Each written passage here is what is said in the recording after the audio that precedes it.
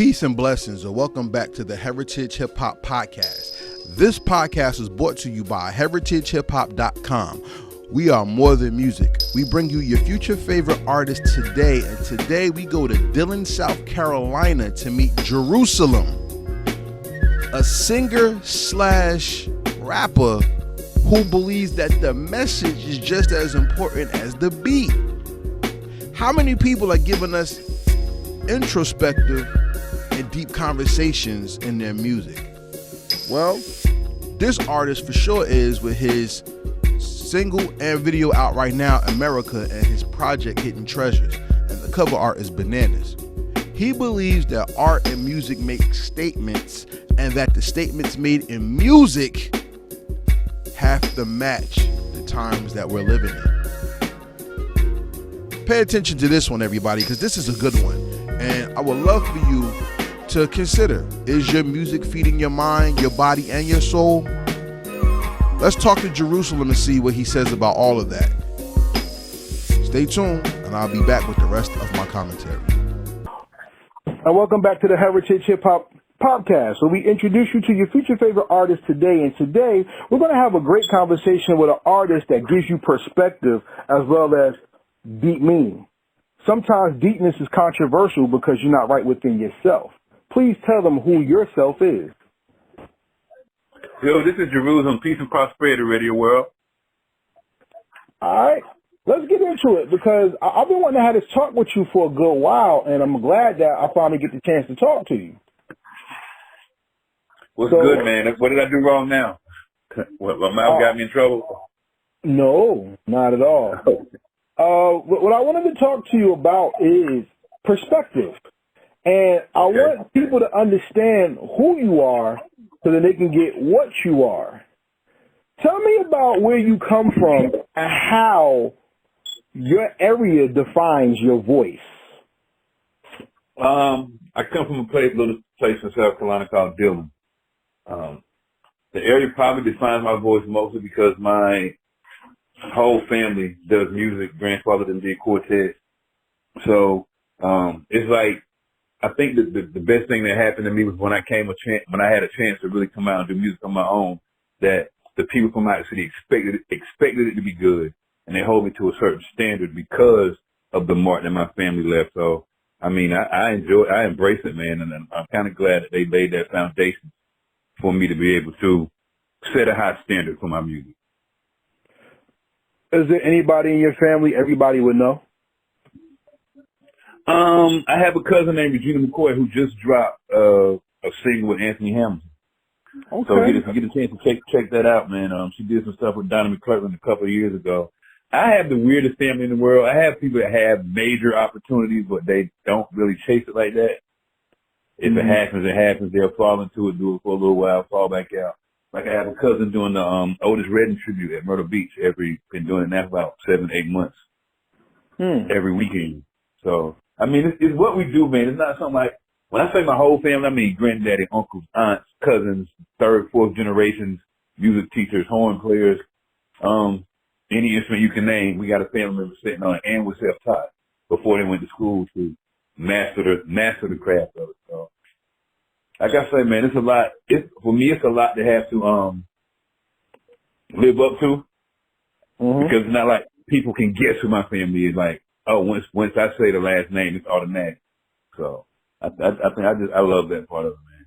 Sorry if it took so long to get to where we were going. No, that's dope. No, that's dope, because that's kind of where we're going to go with this, because sometimes good music comes from a place that you don't even know exists.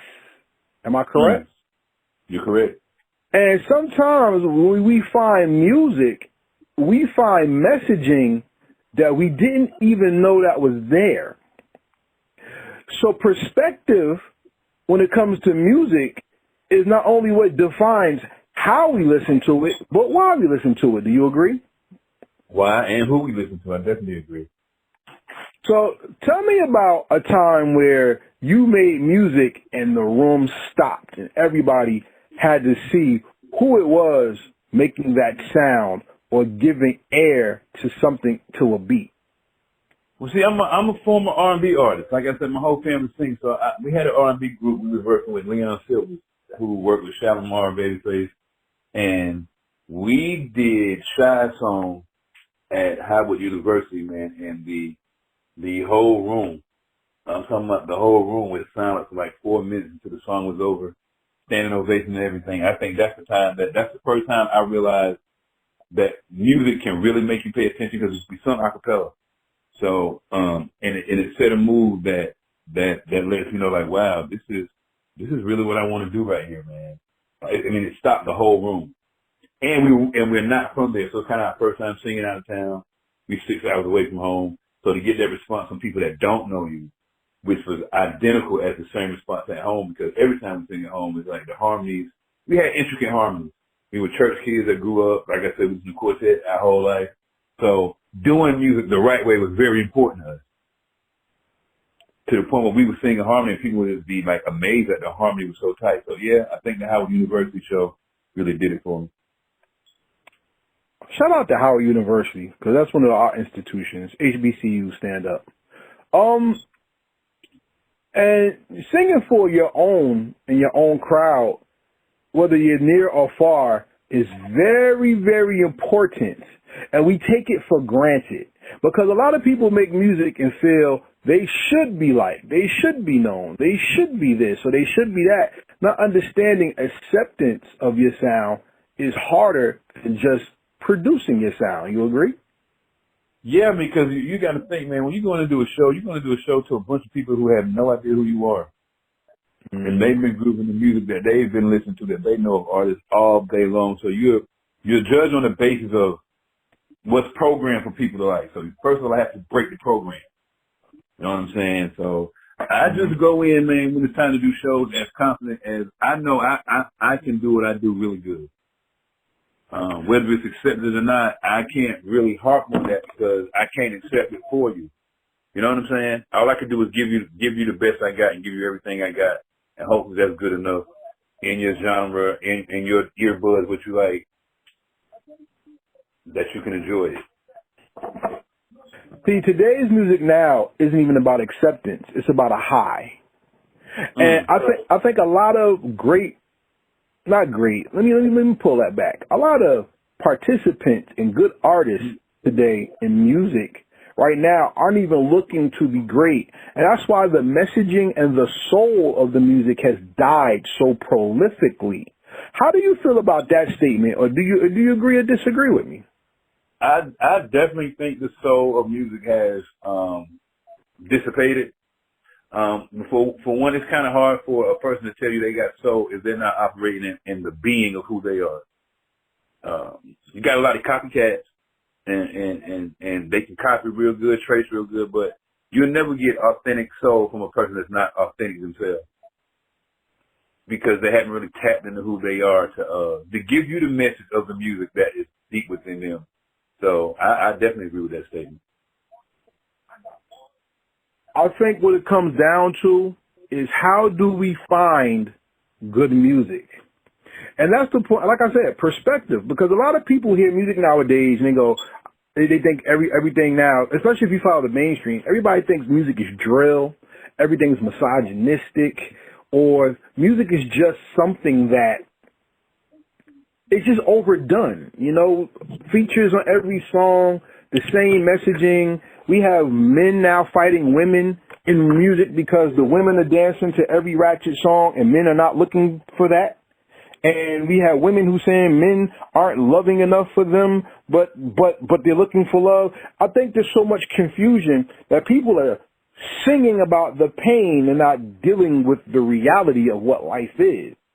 Do you agree? In my study of music, man, what I have found out is we if we was just enjoying the music, that would be one thing. But in today's time, we get so entangled in the artist's life that I can like the artist. I don't really care what the music they're doing. I'm so in love with the artist and the movement that they're doing that I haven't paid attention. Like I studied the Aretha's and the Gap bands and the main ingredients, the artists of those days, and there were really no videos. So you like what you heard. Mm-hmm. You know what I'm saying? You didn't know enough about an artist's life back then to really dive into who the artist was. It was all about their music. And we are so taken away from the music of the music till it's kind of hard to really find what you enjoy because everything, like you said, is so saturated. This is the type of music at the time. It's the drill music, and this is what's hot. And you know what I'm saying? Like, I asked myself the other day, when is the last time I had a pure thought without the influence of radio, without the influence of TV, without the influence of people saying, this is what's hot right now, like something that I genuinely like. And I think if people really sat down and wrote down, what do I like based on me or based on society, they would be really shocked that they're not having a lot of likeness to themselves. It's always what somebody else thinks of. And that's why I say there's a lot of participants especially in hip hop culture. There's a lot of participants. I don't think there's a lot of true artists anymore. I think a lot of people are doing it because it's hot. They're not doing it because it comes from the soul. And that's why we can't get pure hip hop. When we say what's wrong with hip hop, that's what it is. It's a popularity thing now. It's nothing to do with music. I remember a day in hip hop, you wouldn't consider yourself an MC if you couldn't rhyme. You wouldn't even open your mouth because it was so difficult to do that. You kind of put MCs on a pedestal because they were putting words and phrases together that you just couldn't do. I'm a singer, and it made me want to rhyme. I mean, I had to let go singing for you. Man, it was a time I was rhyming so long, people forgot or didn't even know that I sing because I wouldn't even display that part of my talent. That's how in love with hip hop I became. And I come from a family of singers. I mean, so hip hop is a very drawing mechanism, man. It just doesn't draw. Well, I say it doesn't draw. I say at this time it's not drawing people who are soul connected. It's more trendy right now. And you know what? I'm glad you said that because I think hip-hop is our expression of God's grace, glory, wisdom, and honor through how we express ourselves in joy and also in the life that we live. That's what I actually believe. And I believe when real hip-hop comes from the heart and the soul, it's something that's so deep that your message, your praise, your defining of the culture is not something that only comes out when you dance or you listen to it. It's something that you believe, you feel, and you live. Tell me about the song America, because I wanted to start from there and go kind of back and forth with you on many things that you have in your catalog. Shout out to Jerusalem. His albums and music is out right now. We don't believe in streaming on Heritage Hip Hop. We believe in purchasing. And this is an artist that, if you're looking for someone who's going to give you more than just what's hot today, they're going to give you something with perspective and continuity. This is an artist I think you should check out. America, which you have a video for. It's been out for a minute. Tell me about America and why did America bring that out of you? Man, I mean, everybody know the pandemic hit. Police brutality was going on, and I was in the middle of a conversation, and the person I was talking to was talking to me like America as a person.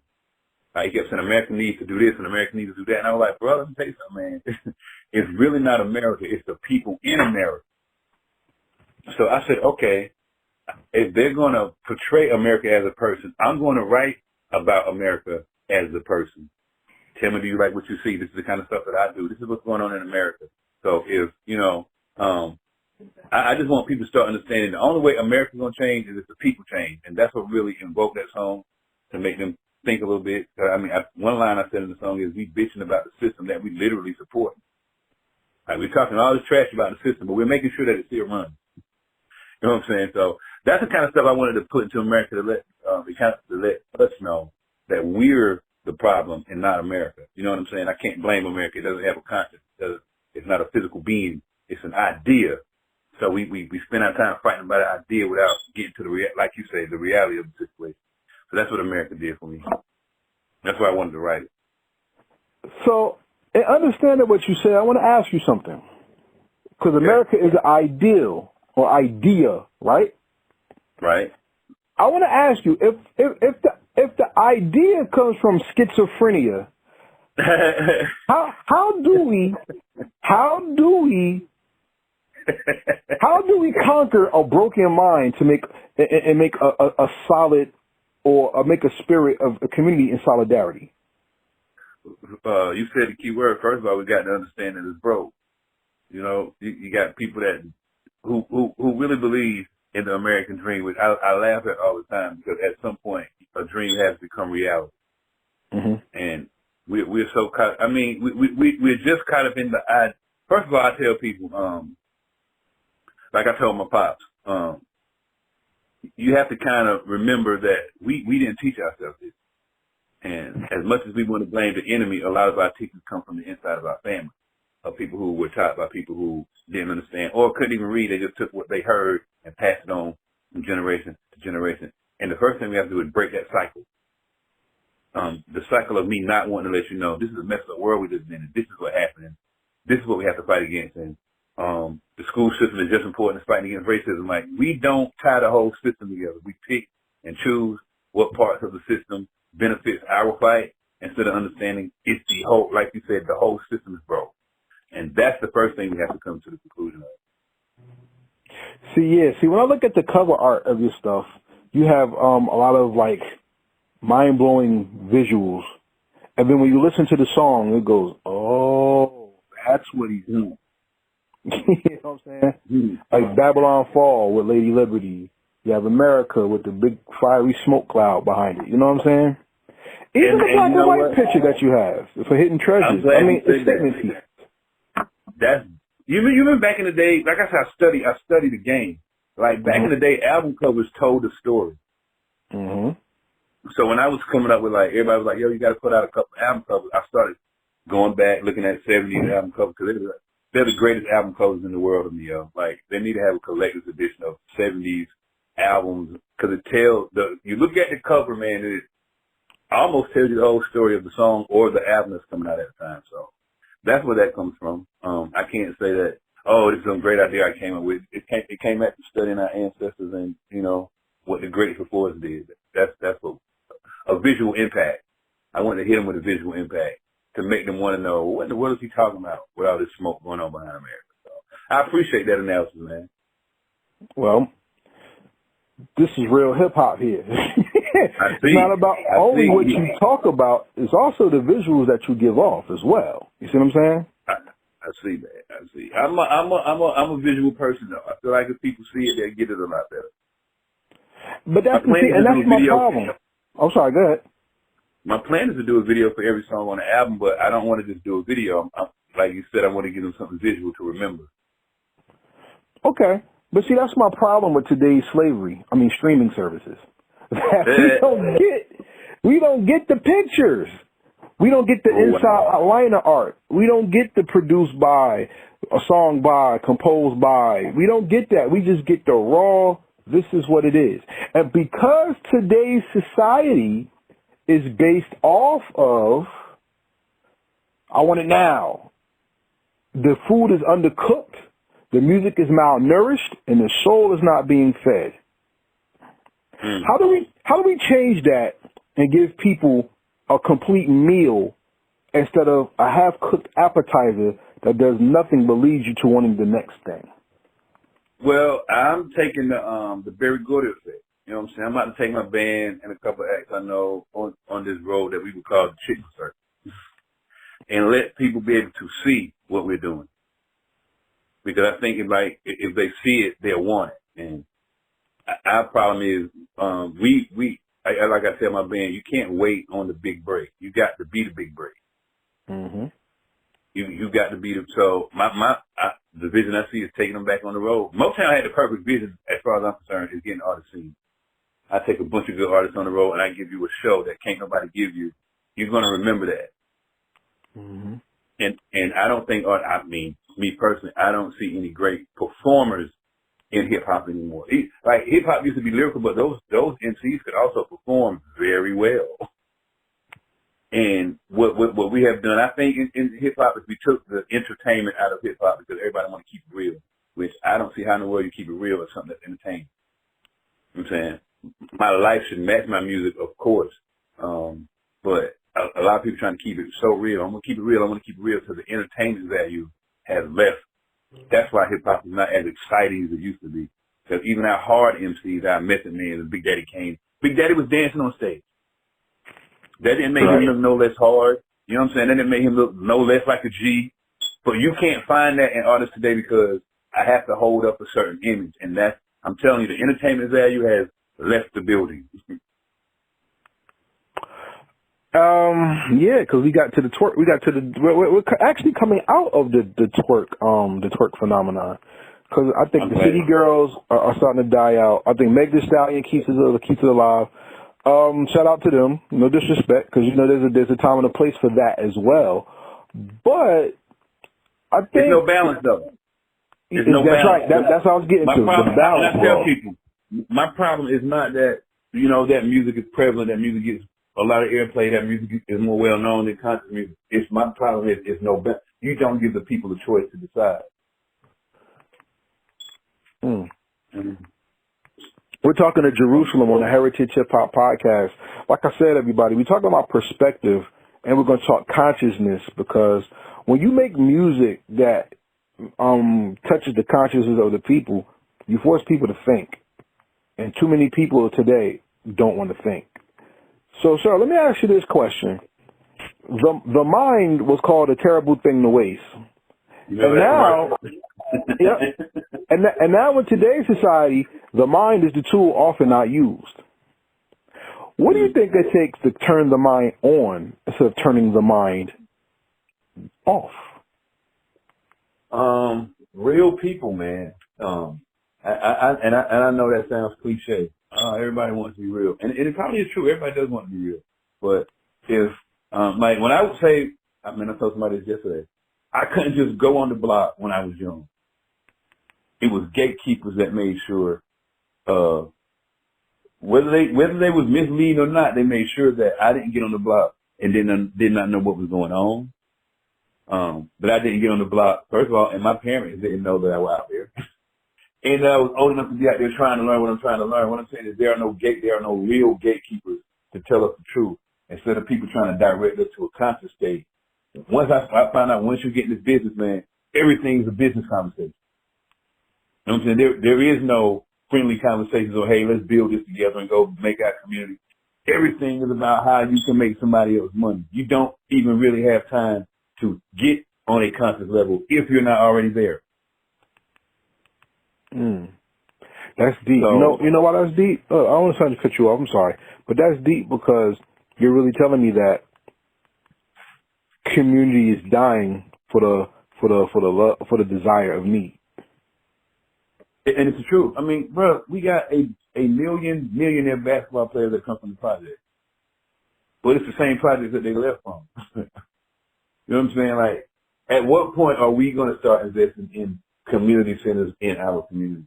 At what point are we going to start investing in educational systems in our community? Like, at what point are we going to do that? And I think some people are doing it, though, don't you think? Not on a large scale, but people are starting to turn that corner, don't you think? Yeah, not on a large scale, but yeah, I do agree that people are attempting to turn that corner. But the people are so far gone that it can't be in spurts. It got to be something that they see on a consistent basis, because that's the only way we're going to get it. We learn a rhythm. And once you throw the rhythm off, I got to relearn all over again. That's why it's so difficult when the kids get out of school for the summer and have to go back. The teacher will start back with the last thing they started learning right before school was out. Because I got to get your rhythm back on. I know I can't teach you nothing new because you're not even in the rhythm of learning at this point. So let's do some muscle memory type stuff. And that's just something we don't have. Hip hop is the only game that you're taught to disrespect the older heads. Oh, they need to sit down. Oh, they don't know no more. Oh, the game done passed them by. Elton John is probably still one of the most paid artists getting paid to do shows that I know of. He got to be pushing 70, 75. Willie Nelson is still selling out country shows. You don't hear country artists say, man, Willie Nelson needs to give it up and make room for the younger artists. No, because I'm learning as a younger artist how when I get 70, I could still be making money doing this. I'm not just cool, and say, this is what I used to do, and I can remember a time when I was. No, it's older artists showing you that this time could be to the time you die. They don't have to be a break or you too old. So, it's a lot of nuances within ourselves that we need to change because we're so programmed to think like the enemy that we put that on our own people. You know what? And I'm glad you said that, because you and your music kind of represents the ideal of the change. Because most of the artists that's actually turning that you're too old to do this, you're too old to do that, are the 90s rappers. Because they're the ones still touring. They're the ones still getting money by putting things out. And I had a conversation with MC Shan, and he said for the 80s generation that they won't do it because it's far going for them. They're not going to learn the technology. They're not going to do it. And they don't want to do it anymore. And for the people who still want to do it, they're making like look at Nas doing tracks with the younger generation. Look at Jay-Z, who'll come out and poke his head out every now and then and do something. Coogee Rap does stuff for 38 Special. You know, and I mean, that's what it takes to keep that ageism, which I call Rehoboamism, out of the game. Is the respect will always be given to those who actually give back and actually those who look to receive on a fair exchange. You know? And that's kind of reminds me of your song Lion. Tell me about the song Lion and how being a lion is like the mark of excellence for a young man or young woman. You know, we all know the lion is the king of the jungle. And I tell people the lion is such a king of the jungle that you don't even have to hunt for his own food. So, what the lion taught me about is it's about building a team. I can be the king, but not have to do, and at the same time, everybody in the kingdom still is satisfied. I wrote the lion because at home, like, I've been nice at home for a minute, and you know, my pen is arrogant, but I'm not. I tell people that all the time. And the talk around town started becoming who the new kids on the block and who was the hottest kids on the block, and I noticed my name was not being mentioned. I'm not arrogant for you to mention my name, but y'all want the lion to step off the throne and walk through the jungle and still show y'all I still got lion ability. I'm real cool, revolutionary, laid back. I don't get in beef. I don't really club a lot or be on that scene like I used to, but don't think that the lion can't still run his kingdom. So the lion probably was more of a attack song than a psychological song. Mm-hmm. Wasn't thinking in psychological terms. I gotta tell people I'm an MC first. So when you start talking about you a better MC as an MC, my job gonna always be like, let's see. We don't gotta talk about it. We just go in the studio right now and put the pen to the paper, come back out, and let's see what happens. That's the MC in me. So and that's what happened with the Lions in the Jungle. They brought the MC in me out. It wasn't no teaching moment. It wasn't no. Yeah, when it's game time, they choke. I am the one that's holding the rope. I got a soul that believes in themselves. I was talking about being an MC at the time. But see, that is a teachable moment. Because we can't say we can't say, well, you old, it's past you, and you can't surpass the people that's in front of you. Correct? And see, that's my problem. I don't got no problem with you telling somebody that they need to get out the game. If they need to get out the game. Right. If Michael Jordan game has depleted so he can't give you but 8 points a game, yeah, he needs to go. But if he's still giving you 40 points a game, what's the problem? The problem is we let people dictate what's hot to us instead of us saying what's hot to us. Am I correct? I don't listen to you're absolutely right. That's why I don't listen to the trends that's going on. Shout out to Skyline Music Group, man, because he gave me some really good advice. And he was like, bro, it's an audience out there. And I think sometimes that we try to tap into audiences that's not ours. Like, I don't have no business going to a drill scene audience. That's not my audience. They don't want to hear what I got to say. And I got to respect that enough that it doesn't bother me so I can continue to do good music. You know what I'm saying? As artists, we have to let the ego down sometimes. Yo, everybody's not going to like my music. You don't like everybody cooking. That's why you don't go to everybody's restaurant. You go to certain restaurants, what you like. You know what I'm saying? So I can't get mad because a person not feeling what I'm doing. I have to accept we're not in the same space, and that's not a bad thing. You know what's funny about what you said? Let's take it to another level. You have a song called "Analyze This," correct? Indeed. Tell me, well, you went way. Oh yeah, of course. Tell me about "Analyze This," and we're gonna bring it up to speed with what you just said. I think that's one with the Nas sample and the Barack Obama sample, right? Let's talk about it. Yeah, the backstory to that is that comes off the mixtape Unemployed, right? I was with a group at the time, and they kind of jerked me on some money. So that was my free agent CD, and Analyze This became like I'm trying to think of the rhyme I said on there, yo. Woo! Wow, you went back, yo. I wanted to show people that, like, cause I'm a big Nas fan. LES actually produced on the project. He did the Babylon Fall track. So, I always wanted to have Nas in the hook. And at the time, I think, yep, Barack was the president. So I'm like, yo, this is perfect, you know. That song, probably that whole album was about me showing I can stand on my own.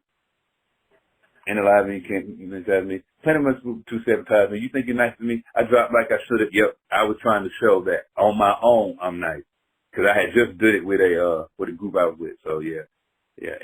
That's probably one of my favorite songs of all time too, man. Let's get into it, because that's what I mean. When people take the time to see the struggle or the journey or hear the story, we can't call people too old, because in history they said an elder is a living library, and when the elder dies, it's like somebody burning down your library history, and things are not being told or expressed in a way where we are growing from it. You see what I'm saying?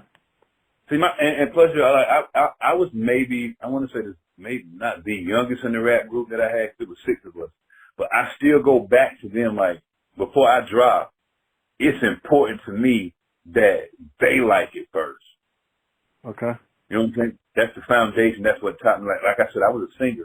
I sat around these guys. I didn't know what 16 bars was. I didn't know what you write 16 then hit from the hook. I didn't know what ad-libs were. I didn't know what any of that was. So those were the guys that taught me the elements of hip hop. My producer was from Jersey. He was an 18-year-old guy. We had moved down here from Jersey. So I learned the elements of hip hop from real MCs. So when it's time for me to drop, I take it to them first. Yo, I need to have a listening party with y'all, blah, blah, blah. Let's get together. And that's how that goes. And I feel like if I satisfy them because they're MCs, if I satisfy them first and make them go, ooh, oh my God, you said that, then I know I'm working on a pretty dope project. Maybe crazy how I judge my projects, but I won't put it out if they're not feeling. See, and that's the journey that makes being seasoned in anything dope. Like, I want to ask you this. Let's play devil's advocate. All right? All right. Today, you're a better artist than when you were when you first started, correct?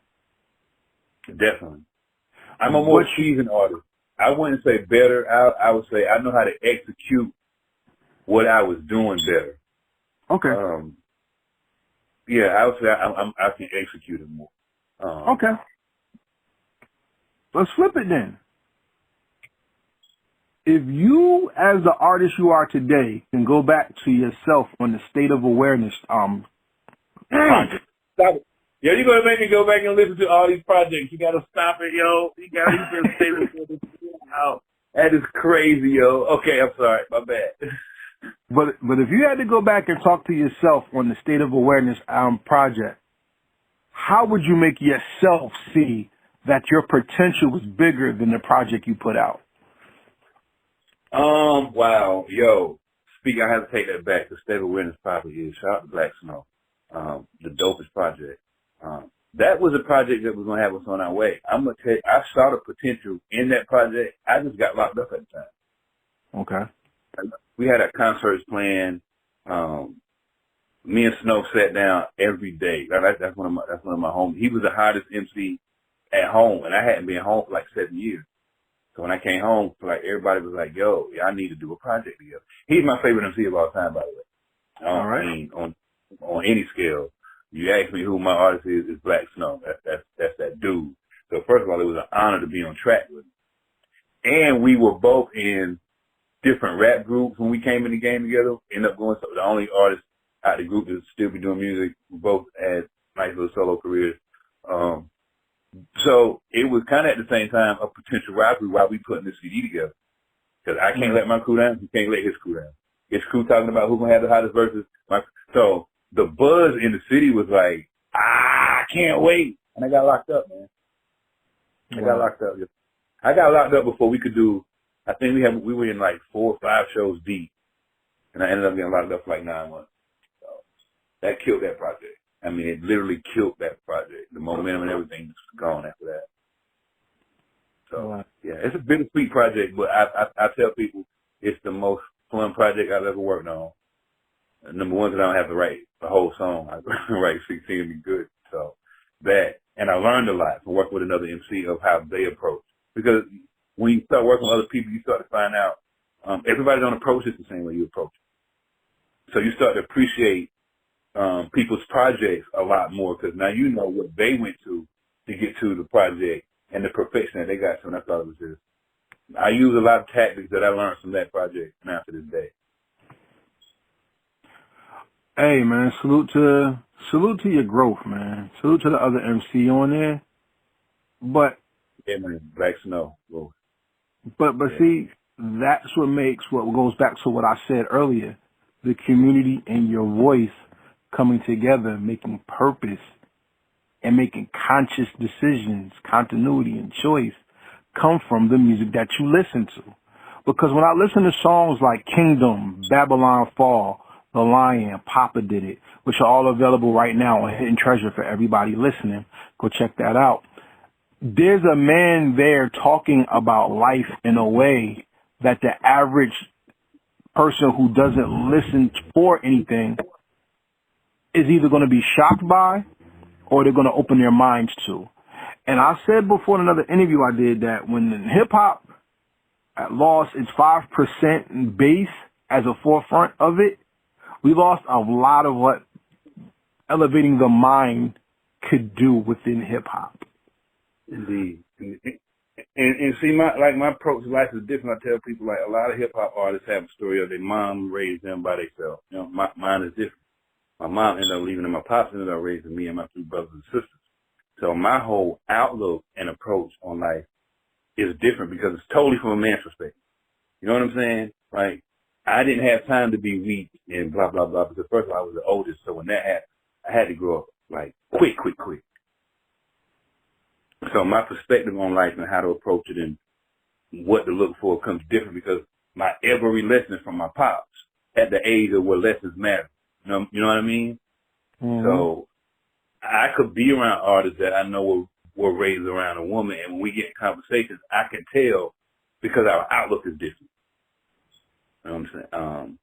And that's mainly I tell people I have a story that's probably never been told. There's not too many black men that was just raised by a black single father. That's not the norm or the story going around. So I think that helped a whole lot with how I see things. Because like I told people, first of all, I've been hurt by the most important woman you can never be hurt by in your life. Mm-hmm. So my whole outlook towards women growing up at first was something totally, my approach to them, how I talked to them, was totally different. Because it's going to be hard for you to hurt me. I've already been hurt to the point where, what you do really ain't going to matter. So I want to get that story out. That's why Papa Did It is probably a song that's probably dear to my heart because it's really dedicated to Pops and the things that he did. You know, we came out all right. Word. Salute to Pops. Salute. Yeah, salute to Pops. It says honor your father and mother the many days of your life. Well, at the end of the day, it seems like men are always forgotten in the honor part because people always want to make it seem like the man is always not there. Now, unfortunately, there are those who will disappear, but there are many men who step up to the plate and want to salute your father. What you saying that right now? All right. Salute the Pops. I mean, me and Mom feel super tight now, but good. I tell people the reality is I'm that way because Pops made me that way, All right. So because this is a hip hop show, I have to ask the burning question that people may want to know. And the burning question is, how does the music translate to your story so you're getting your message across and not letting people just listen to the beat? I try to show the message in my story in my everyday walk. Being in my community, helping my, like we're about to do a basketball tournament for them. I think it's October the 2nd. Yeah, October the 2nd. Giving back to the community. I come from a town where it's unbelievable to be able to become somebody. So I want to show them that you don't got to go to a big city to do it. You can put your mind to it right here and do what you need to do. We also honoring like I said, my grandparents come from a musical family, so it's a couple of quartet groups around here that we're going to do a showcase for and honor them, because I'm tired of people giving us our legends when I think we can build our own. Like, we all got legendary people in our family, whether they made what we call a successful life or not. I mean, my granddad had a quartet group for 50 years, so something successful was going on within that. You know what I'm saying? So stuff like that, man, showing our people that you can honor people right here in your community. And you can be good with that. Like, that could be your purpose, to inspire other people in your community to become great. And that's just where I'm at with it in life, man. I want to show them that there's greatness in you, and it's up to you to go out there and get it. Now, that's a fact. So before we walk off, I have a couple more questions before we go into the second part of the interview. And one of the questions is, what is the difference between honor and respect? And how does hip-hop do both? That's a great question, man. Because I think I know they're not the same thing. We may treat honor and respect as the same thing, but I think respect is how I treat you when I'm in your presence. You know what I mean? And honor is me not being afraid to put you on the pedestal that you deserve to be on. I used to tell him, see, just because I think you're high does not take away from how high I think I am. I should be able to acknowledge you and it not strike my ego in a way where, well, he ain't doing what I'm doing, blah, blah, blah. Yo, if you're nice with it, you're nice with it. And I think that's where the honor part comes in. We won't hold. Maybe that's what's wrong with hip-hop. Who do we honor in hip-hop? We might respect the artist. We honor the coffin. Who do we honor? I think we honor the coffin, because almost everything is about how somebody's dying and how you're on you know your what I mean, yo? Yeah. But when I'm in your presence, I can respect you enough to act like I got some sense to treat you like a decent human being. But that still don't mean I honor you of your accomplishments and who you are. Good point. How to get that back? Oh man, because we be asking stuff on a global level that should automatically take place in the home. Yeah. So to say it got to start in the home sounds so cliche, but that's where it got to start at. Mm-hmm. If you're not tired of that home, man, by the time you got here in the world, it's it's a whole other ball game. See, hip hop always was the answer to America's racist issues, whether they're political, prejudiced, or education-wise, even in our food. You know what I'm saying? So if you're American, think about it. If hip-hop is that, and we don't pay attention to, everything's a plan. So if I know that's going to set these people free, but I also know I live in a capitalist society, which is the first thing we really got to get a hold of. Everything is about money. So, these people are telling us nothing to finish our well-being, our growth, our consciousness, our spirituality, none of that. It's all about money. Mm-hmm. So, once we grasp that idea that this is about the bottom line and not about my life, it's about keeping this engine going, then there's our answer right there. It's all about capital, man. That's one thing I want my people to understand. I know we need the bag. I know we chase the bag. But you do understand it's the bag that got us where we in today. Yeah, they made a whole bag off us before we got free, so. Yeah, I always tell people, whenever you say chase the bag, you're an asshole or idiot. And I don't miss my tongue to them. Because if you're chasing the bag, that means the bag is getting away. You're running after something that's running away from you. And not understanding that you are the bag. But you're not chasing yourself. You're giving yourself to somebody else willingly to use. So, I'm saying, I'll look at what people say and how we live. I don't think a lot don't. A lot don't, because you know what? People just go with the terms of what's slang, and it becomes a fad instead of a trend. I call it fad setting. Or saying whatever's hot at the time, not understanding the words that we use to convey what we're trying to say, you know? But that's for interview number 2. We don't got to do that tonight. You know what I'm saying? I tell people to reacquaint yourself with the dictionary, because you'll be surprised that some words you think mean something that's not really what it's talking about.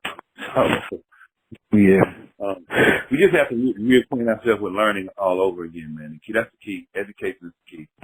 You know what I'm saying? Yeah, I mean, because in today's society, people are scared to revisit the past because they don't want to deal with the pain. But the pain is what's going to heal you. You know, like for instance, the war on the inner city was the war on drugs, because people supplied the inner city and they made money off of the pain of the inner city. And it saddens me that today those effects are still going on, because we have famous people dying to drug use.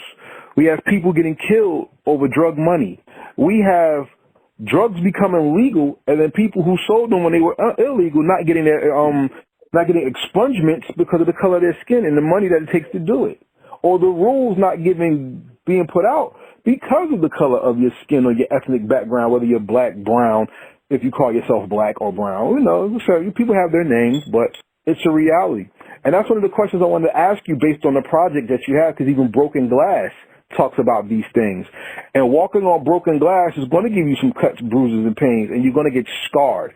What do you think is the biggest scar America has to pull back, that hip-hop is actually pulling on, but America's fighting it? The individuality of people. Okay. I think that's the main thing that they're fighting against, because it's easy to keep people in line when you got the whole group thinking the same thing. But like people like yourself, like I would consider like scholars. You have new scholars coming out and really piercing the mind of people and making them know it's okay to be you. You don't gotta like this because everybody. And I think once we break that cycle, yo, because a person I don't know if it's getting off subject, but I was talking to somebody and they were talking about, yeah, we need to get together and be ready to be free and fight like our ancestors and our slaves. I'd be like, hold up, bro. You do understand, not every slave wanted to be free. Facts.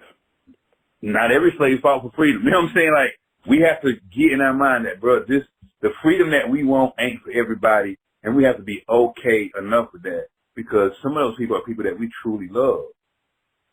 Mm-hmm. But freedom ain't for everybody. We are so caught up with the amenities of what a person will sell you out for a bottle of water if you're trying to be free, because they thirsty. They don't want to go through the rigor mortis of drinking out the river, and because I'm so used to drinking out of a cup and a bottle now. So we have to think about all that stuff when it's time to start thinking about how we're going to combat America, and just know, man, everybody don't want to be free. Every slave was not miserable. Well, that goes to a question. That goes to a question I always ask. I always ask people, what's the difference between liberty and freedom? What do you say? Oh man, liberty. Wow, bro, I never see. Now, I'm a person that's not afraid to say I've never really thought of that question. Well, I can give you what I say, and then you tell me what you think. How about that? Okay. Liberty is the right to do anything you want as long as someone allows you to do it. Freedom is the right to do anything you want because you choose to do it. I'd rather be free. Me too. But you have people, like you said, every person on who looks like you may not be on your side. Look at Larry Elder. You know what I'm saying? That guy is a piece of trash, in my opinion. When he said slave owners need reparations because when the slaves got free, the slave owners lost their property, that pissed me off in a whole nother way. You know what I'm saying? And then when I saw the interview with Lecrae and the guy from the Christian church, when he said that the blessings of slavery, and I was like, what? You know, and Lecrae's nodding his head, and then he said he corrected the guy behind closed doors. And I'm like, no, you correct that man in front of everybody. What are you doing? You know, and that's, like I said, that's still following the same plan of, well, they're right and we're not, so, or that's wrong, but I'm gonna tell you, that's not good, boss. You do that in public, in private, and then like, nah, it's not for you to deal with that. It's for them to deal with that, especially when they're wrong. And that's where I think hip hop is going nowadays, because unfortunately we got to a point where being woke is cool, but because we're growing that woke culture, there are going to be some people who are going to become millionaires and do give back to the community. Like, look at LeBron James and his school. Look at Diddy and his school. Look at people trying to create schools and museums to deal with atrocities and things that we deal with and to better ourselves. It may not happen on a large scale, but the great Pac once said, He'll say all he can say, but if he could spark one mind to create change, then he did his thing. You agree? I agree. And one thing I tell people, man, about revolutionaries, like, depending on the time, the Nat Turner days, the Denmark Vesey days, you didn't really know who the revolutionaries were until it was time to execute. You know what I'm saying? Yeah. I think as revolutionaries of today, we share too much of what we want and who we are because it's easy to combat. But if I don't know who I'm fighting against, or I can't get prepared for what I'm fighting against, when it's time to fight, I'm at a disadvantage. And I think we keep giving our advantage away nowadays. Social media, blah, blah, blah, blah. We want to get the information out, but I think we let out too much. You know what I'm saying? The revolutionaries were meeting in houses, they were meeting in the woods, hiding in the woods to meet, because we had to keep this secret until it was time to execute. And I don't think we have enough of that going on to move how we need to move. Everybody know everybody move. That's just not the art of war. Well, for everybody out there that wants to get some lessons on the art of war, follow Jerusalemm on his social media. Give him your social media so they know where to follow you and how to hear your music. Yo, man, if y'all just go to Welcome to Jerusalem, that's Jerusalem with 2M's.org. You can find everything, my Facebook, my Twitter, my Instagram, my YouTube. So make sure y'all hit that, Welcome to Jerusalem with 2M's.org. And that's it right there. So, hey, like I said earlier, we don't believe in streaming. We believe in purchasing the music. So if Jerusalem has a song that you like or love, make sure you purchase the music, because in the world where things are going crazy due to medications, it seems, or the people in power, we have we have a very interesting time. Weather changes, tornadoes, floods, snow in Brazil or something that I think happened at one time. It's crazy. So if music helps heal your soul, what'd you say? I said Nibiru is near. She's near. Man. Look, y'all, basically bottom line is this. If music helps heal your soul, don't rent your music, own it. Because if the internet ever went down, and if you don't own your music, you don't own your music. You don't have your music as well. All right? So that's the first part of the interview. Actually, I'm done. I like to play the second part of the interview, which is a game called the Rapid Fire Questions. You down for these Rapid Fire Questions? Yeah, let's go. All right, so the rapid fire questions are not yes/no questions. These are questions designed to show everybody who you are as an artist, your understanding of hip-hop culture, and who you are in the long run when it comes to leaving a mark. So the first question is this. What artist has a song or album that perfectly describes you, and what is that song or album? Ooh, great question. Wow, hard question. Lauryn Hill, Miss Education Lauryn Hill. The song would be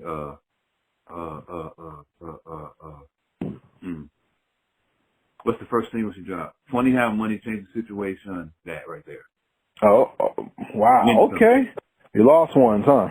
Okay. Okay. Why that song? Man, first of all, I'm a huge Lauryn Hill fan. I've always was, even when she was at Fuji. And when she came out with that single, right, I was like, bro, if you gonna come out talking like that, that's how you come out talking. And, I mean, I love the conversation. I think that's the first time I paid attention to a conversation over a beat. She had a real conversation over that beat. Funny How Money Changed the Situation. She went to the whole, I was like, yo, that's how you talk over a beat, yo. So, yeah. Lost one. Yeah. How you like her new verse on the new Nas album? It's Lauren. I love it. Yeah, it's Lauren. Shout out to Lauryn Hill on Heritage Hip Hop. All right, my next question is this. Let's get dirty for a second. Let's talk about the genres. I believe hip hop is harder than R&B, but R&B is harder to execute than hip hop. Do you agree, and why? I think I would say hip hop because, like, as I was an R&B singer, so I can say this from a singer's point of view. If you can sing, that's all that matters.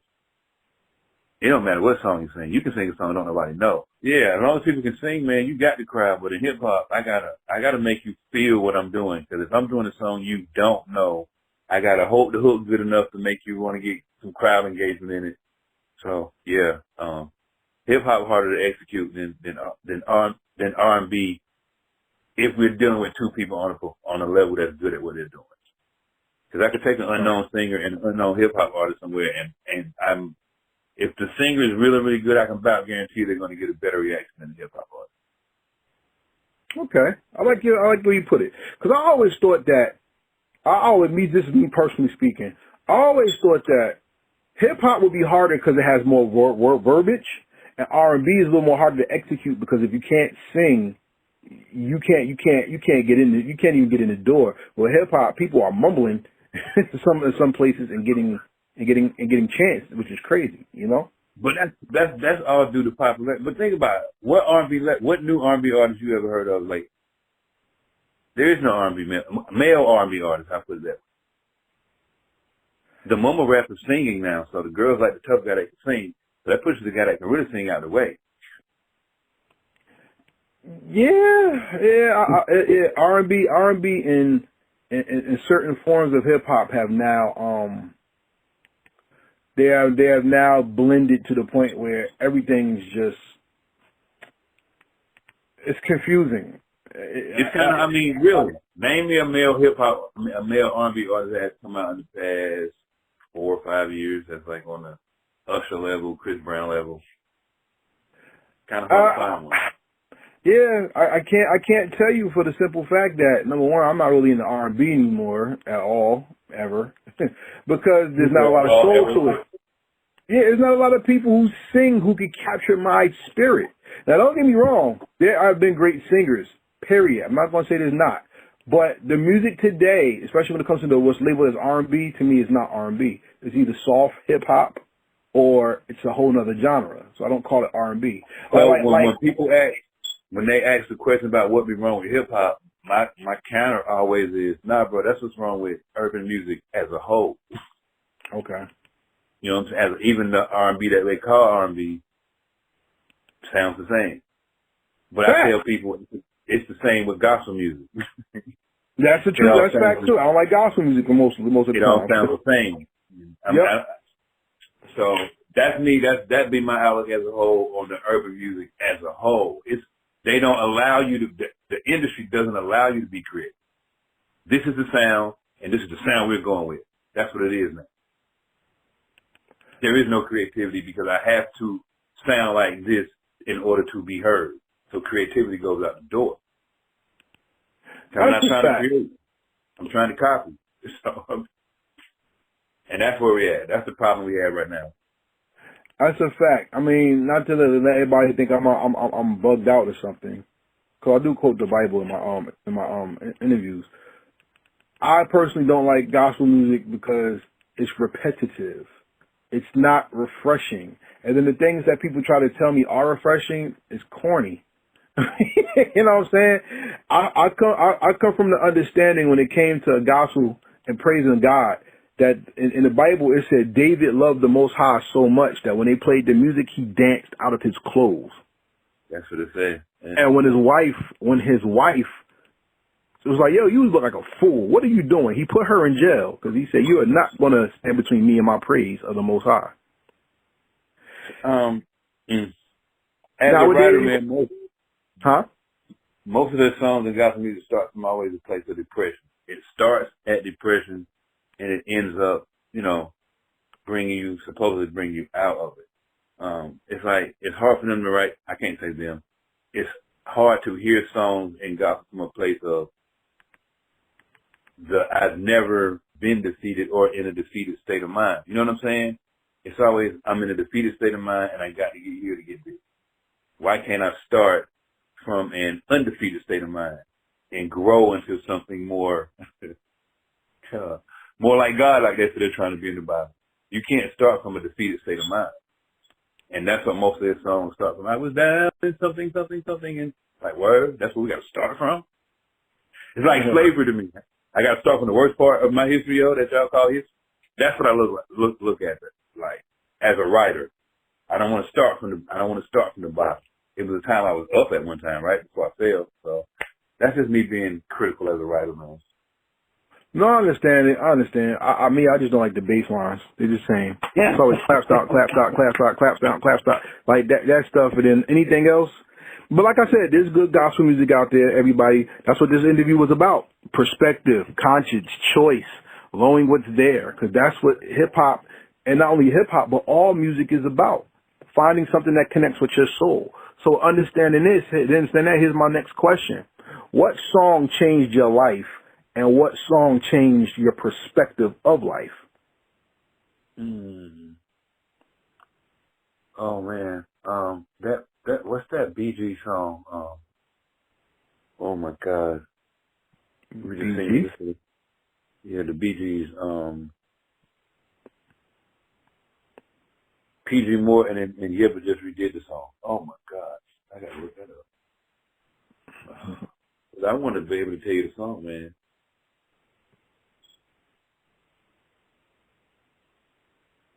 Oh wow, I can't believe I can't think of the name of the song. It ain't There'll Never Be Another Lover. It's not that. Wow.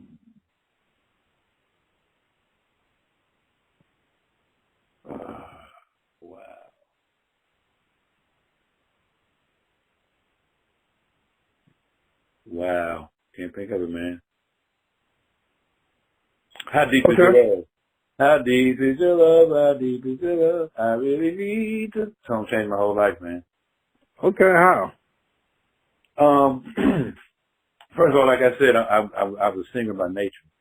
So when I heard the song, I didn't know those guys were white. So I found they were white. It really threw me off.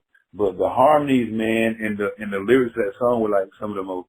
It was so beautiful that I would listen to it over and over and over and over, and it made me want to do music in excellence. And I was young when I heard it, so I was like, yeah, this is music in perfection right here. The band, they didn't oversing it. One harmony note wasn't overpowering another harmony note, and like I said, the words were beautiful, man. And I'm a writer first. I mean, I think that's what I pride myself in hip hop as. Yeah, the flow's cute and all that, but I want to be able to write something really good that you can take the beat away and talk about what the words are saying. And that's how I felt like that with How Deep Is Your Love. So that was the song that changed your life. What song changed your perspective of life? That would have to be an album. I think it was Stevie Wonder, In the Key of Life album. In the Key of Life album. That album. That's a classic.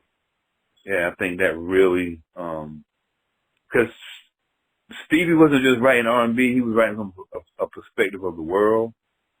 But see, I just listened to Marvin Gaye. Like I'm a music head. So I just listened to the whole Marvin Gaye Mercy Me album, and yeah, that's a great album. So it's hard to say because I mean, music as a whole did that for me. It's kind of hard to pick an album, but if I got to narrow it down, man, it's either Marvin Gaye's Mercy Me album or Stevie's Songs in the Key of Life album. Okay. We got 3 more questions, and then we're going to fade out. My third to last question is this. What is the perfect what is the perfect music? Meaning, if this person, or beat, if the person never came out with this song, it would be your first single.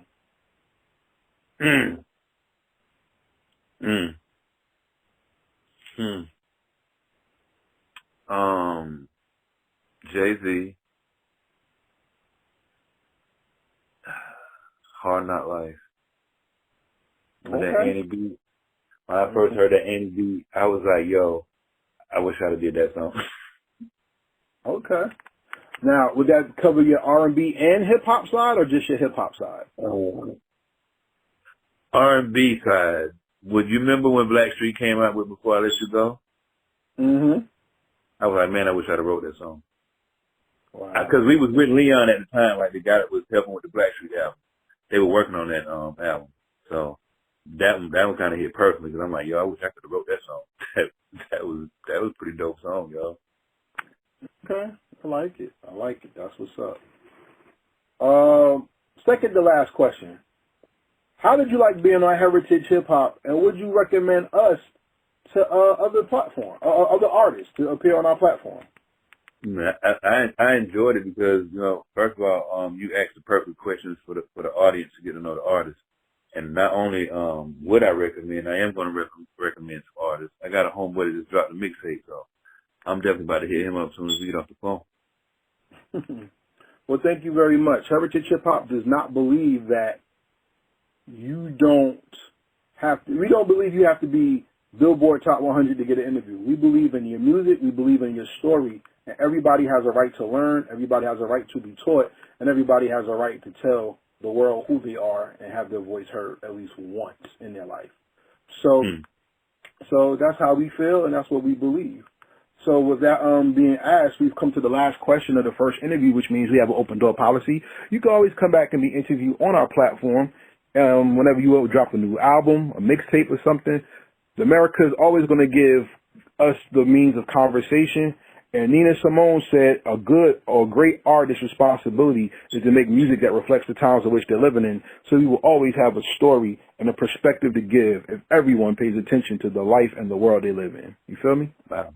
I believe that, bro. I told somebody in another interview that if the world was destroyed and they happened to find my music, I would want my music to be able to let them see what was going on at the time we was here. So you know what? That's a perfect segue to the last question. So the last question is this. 2023, the hip-hop museums are opening up in the world, like in the Bronx and things like that. Let's say South Carolina has a music Hall of Fame, and they find your music in the Hall of Fame. And someone asks, who's Jerusalem? I never heard of this guy. And they push the red button on the wall, and your hologram comes out, and they play your music. The last question, which you perfectly segue to, is what is the legacy you leave behind that made the world better because you made music? I want them to be able to, when they push that red button, I want them to hear a passionate soul who was concerned about the well-being of his people, and he put it across in his music. So for everybody out there listening, I'm sorry, you want to continue? No, that was it. Oh, so for everybody out there listening, remember, what you say and what you do has a lasting impact on the world. Because of your influence, you can make someone's life, you can break someone's life, or you can inspire change that gives life to many people all at once. So take your music and take your craft serious, because at the end of the day, God made you one of a kind. And that one that you are can lead to many lifetimes of blessings, because you took your gift serious. With that being said, this is Karev of Heritage Hip Hop with Jerusalem.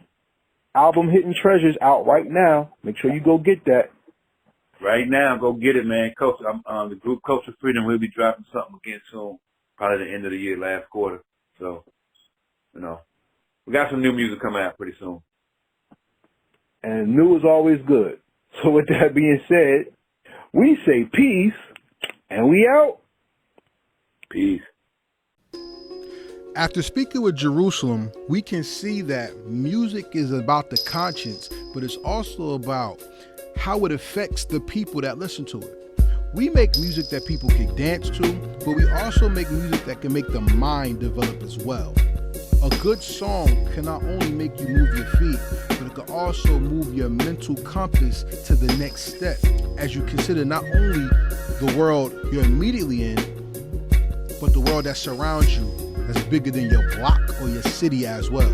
So salute to Dillon, South Carolina, Team Jerusalem LLC, and Jerusalem himself.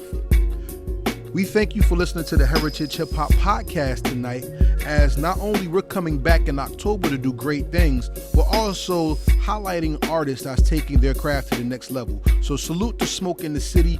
Make sure you support Heritage Hip Hop and watch for Smoke in the City. Go to Smoke in the City TV on Instagram and look for the best versus battle out right now. It's not Ja Rule and Fat Joe. This was happening in Newark, New Jersey. Salute to New Jersey. I'd like to give a shout out to everybody out there listening in every country, every publicist, every DJ. Salute to the Heat DJs, salute to the Fleet DJs, salute to the Mixtape Radio Show, A Squad Rebel Radio, MJ Hip Hop Connects, the team that makes Heritage Hip Hop important and happen, and most importantly, you, because as you help us build this great platform. This is Karev at Heritage Hip Hop saying make sure you subscribe to heritagehiphop.com. Follow us on all social media at Heritage Hip Hop. And if you want to get some merch, go to storefrontier.com/Heritage Hip Hop, because hoodie season is coming and we want y'all looking good with our merch on as well. If you would like to be a sponsor or you want to get some sponsorship on Heritage Hip Hop, email me at Karev, Karev, at heritagehiphop.com. We're looking for sponsors, and we're also looking for people who want to donate to the show as well. Our Cash App is $Heritage Hip Hop. All right, everyone. It's been another great show. We thank you for listening. So, once again, this is Karev at Heritage Hip Hop saying peace, and we out. Thank you for watching our presentation. We ask that you subscribe to our YouTube family and hit the notification bell for updates. Please like, comment, and share this video.